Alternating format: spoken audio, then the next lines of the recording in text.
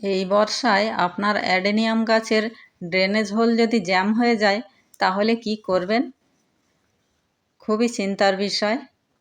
যেহেতু অ্যাডেনিয়াম গাছ মোটেও জল পছন্দ করে না, তাই দীর্ঘদিন টবের মাটি ভেজা থাকলে গাছের ক্ষতি হতে পারে।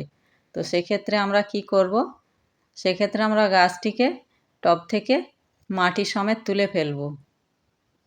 তোলার পর দেখে নেব যে শিকড় ঠিক আছে কি না।